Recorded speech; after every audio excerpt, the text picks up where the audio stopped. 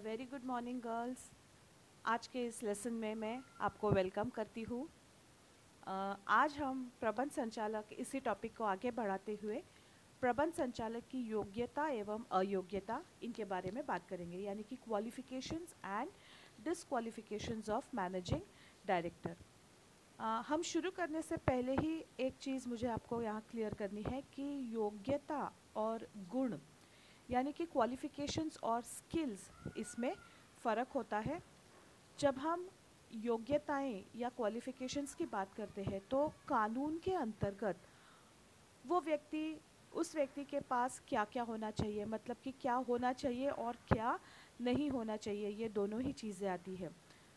और जब हम स्किल्स या गुणों की बात करते हैं तो उसके अंदर उसके काम को करने के लिए जो आवश्यक स्किल्स है उनकी हम बात करते हैं। जैसे जब हम कहते हैं कि उसकी योग्यताएं क्या होनी चाहिए, तो हम ये कहेंगे कि वो 18 साल से ऊपर का, यानी कि वो वयस्क होना चाहिए। वो उस इंसॉल्वेंट यानी कि दिवालिया नहीं होना चाहिए, वो पागल नहीं होना चाहिए, वो दिमागी रूप से स्थिर होना चाहिए।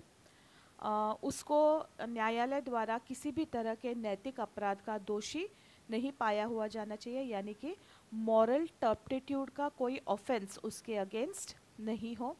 उसके पास क्वालिफिकेशन शेयर्स हो। ये सारी हुई उसकी कानूनन योग्यताएं या क्वालिफिकेशंस। और उसका जो काम है प्रबंध का, उस प्रबंध के काम को करने के लिए उसके पास क्या होना चाहिए? उसके पास होने चाहिए, उसके पास लोगों के साथ डील करने की स्किल या कैपेसिटी होनी चाहिए। उसके पास वक्तृत्व का गुण होना चाहिए।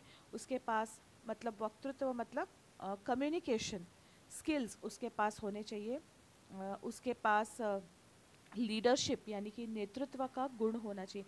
तो ये सारे हुए गुण, और इसके पहले जो हमने बात की वो हुई योग्यताएं।